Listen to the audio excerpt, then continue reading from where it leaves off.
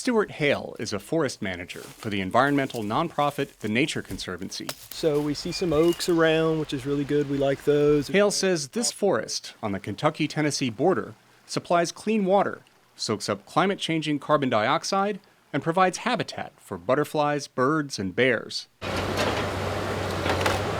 It also provides jobs. Everybody from the loggers in the woods cutting the trees down, to the truck drivers hauling that to the sawmills, to the folks manufacturing at the sawmills, to the convenience store clerks that those guys stop and buy a soda pop from.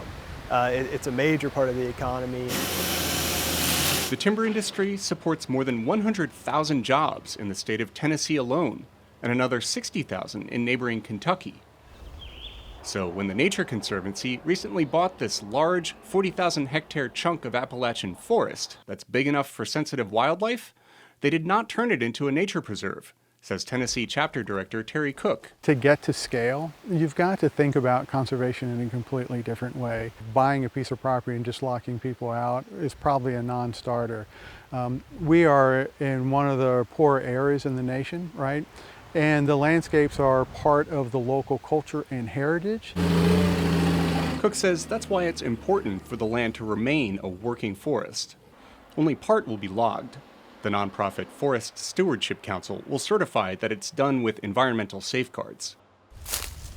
Hale will be working to make the rest of the forest as healthy as possible, restoring some degraded areas and thinning out some denser parts to let other trees thrive. Like in this case, these oaks that are what we considered advanced regen. These are really good trees, but they're just waiting for light and a gap in the canopy that they can start to grow.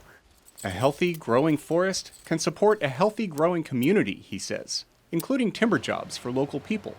That's critical, says conservation expert Spencer Meyer. Hungry people make lousy conservationists. And so if there aren't jobs that still are relevant on the ground, then deals like this just don't work. They might work in the short term, but they'll collapse in the long term if they don't have strong local support. Meyer says this project aims to show in Appalachia what his research has shown in the Northeast, that protecting nature does not mean sacrificing jobs. At least in New England, we're seeing a small but important signal that conservation leads to job growth. With the climate crisis growing, conservationists hope to make protecting forests work for the environment and for people. Steve Baragona, VOA News, Middlesboro, Kentucky.